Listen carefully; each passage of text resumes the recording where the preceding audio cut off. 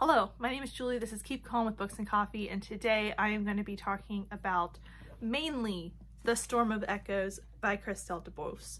This is going to be the spoilery follow-up to my discussion of this entire series, which will be a review and non-spoilery, but I could not find anyone to talk about this with, so I am basically coming to the internet with all of my thoughts that are going to be spoilery, and I'm going to tell you about this. If you are interested in this series, which is an excellent fantasy series all about Ophelia, who, I'm just going to point you over to that video because I don't even really want to go into an explanation. I just want to talk about my feelings at the end of this. So, we're going to jump into spoilers like right this second, so if you are not interested in spoilers, if you haven't read this book yet, please go to the other video and see my review, but this is going to be all about this book and my feelings, and it's going to start right now.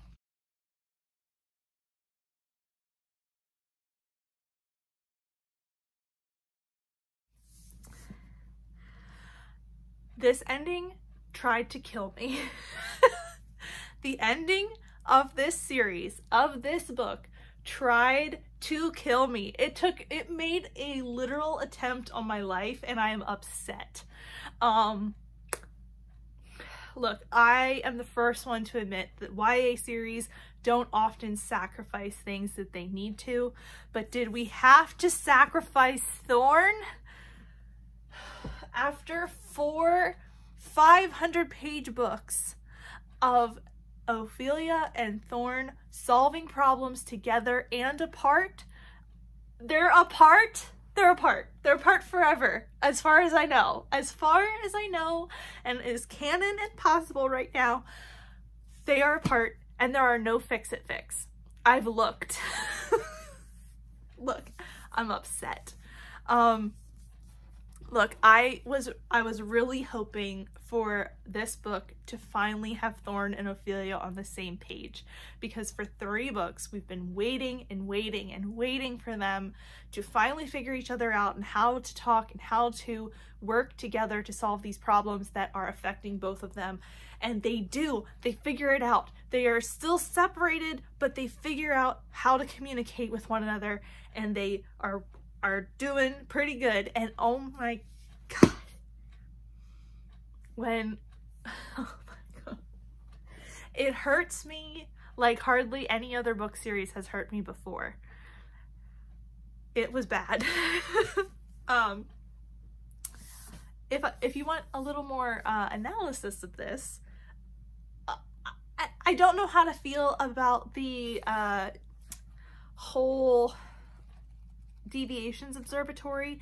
I honestly don't love all the language around that observatory and everything that goes with that, especially the way the Babelians talk about people with inversions and that have their echoes disrupted. That bothered me a little bit throughout this book. Like, it felt a little ableist, if I'm being honest. And I don't know if that's the translation, I don't know if that's the author's intent, but it felt ableist, and it didn't feel challenged enough to me to be just the views of this world. So that was a little frustrating to me.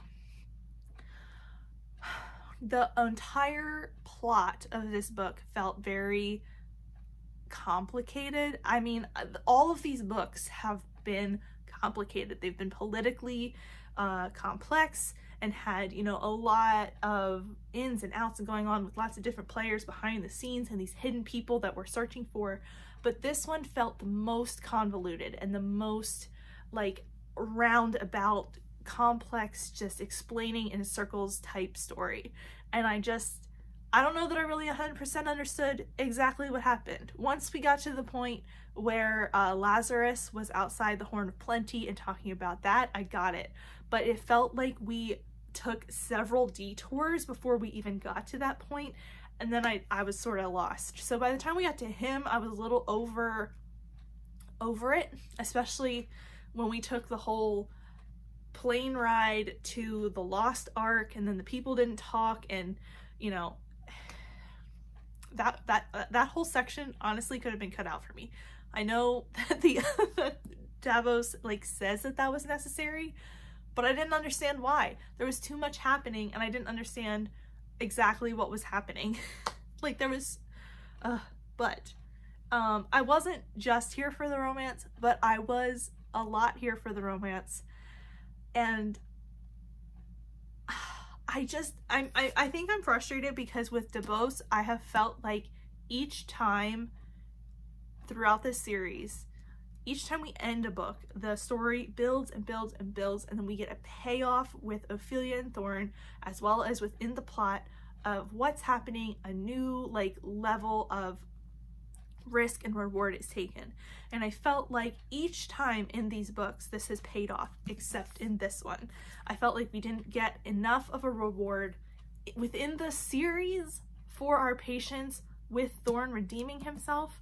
Like, Thorne doesn't even get a reward. Thorne doesn't even get a freaking reward for all the hard work he's done. He's separated from the one person that he knows cares about him, and he's separated from all the people that could tell him that he cares about them. He saved his niece, but like, I'm frustrated because I stuck with this series in a way because I trusted DuBose to pay, like, I trusted her to give us a good payoff with this, and I just feel like it hurt me, which is so, and it hurts so bad. I don't know how to make my feels hurt less. Like, my feels are hurt a lot, and I'm gonna keep talking about it. I'm gonna keep recommending this series to people. One, because I need people to commiserate with me, and two, because the world building and the characters and the payoffs from the first 3 books are so good. They're so good. I think the hard part for people is going to be, especially right now, fantasy romance is so popular, and with fantasy romance you're almost guaranteed an HEA or a happily ever after, and this doesn't give you it. It gives you an ending that with the level of risk and reward is real. It's possible. It's not a hollow victory. It was sacrifice and pain for everyone. But I am really hoping that we get more here. If we don't get more in this world, I'm going to be seriously disappointed, because we spent 4 long books building up this series and the world, and now this ending is as open-ended ending as I have ever read. First of all, we're open-ended with how all the people on the missing arcs are back, and what is going to happen with the oceans. How are these arcs going to learn how to adapt to this and adapt to the people that have been brought back into their world? How are the family spirits going to adapt? What is going to happen when Elizabeth or Gond dies? Like, there are so many questions beyond just what happens to Ophelia and Thorne next. Like, I just need to know. Like, and Gale and Fox, we also lost Gale and Fox. We didn't even just lose Thorne. If it would have been just Thorne, I mean, I would have been still very upset, but like, we lost Gale and Fox too, and we don't even get to see the payoff with them. Their like slow burn romance we don't even get anything there, because they're just gone. Like, they just like were hugging and kissing for 2 minutes and then they're gone. I wanted to love this. I wanted to love it. I was anticipating it for months, and I wanted to love it so badly, and I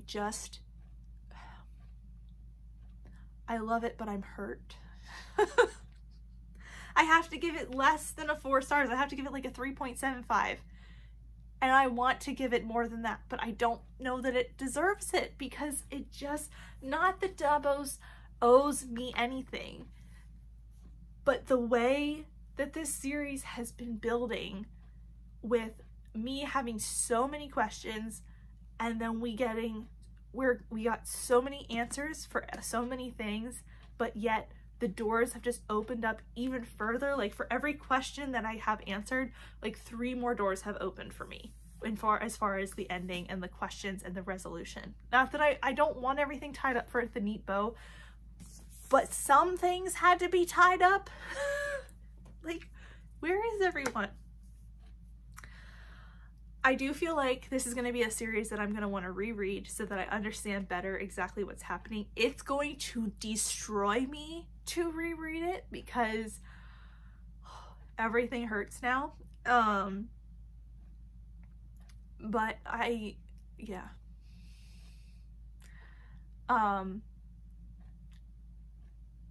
don't even know how else to go into this. I do wish in a way that there was like this fourth book was almost split up in a way, because I do feel like we got to the end of book 3 and the landslide and everything started, and then it was like boom boom boom, we were like really like it was almost too fast in too short a span, even though this is 500 pages.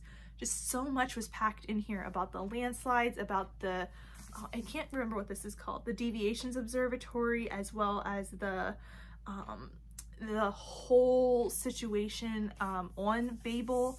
And like there's just some things missing, like the fearless and almost blameless like cult thing that kind of sprung up in the middle of this book.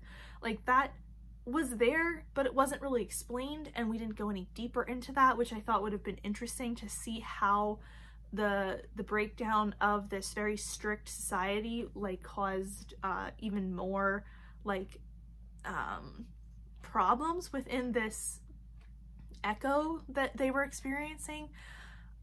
I just wish we could have slowed down a little bit and gotten more information without it being so jam-packed all together.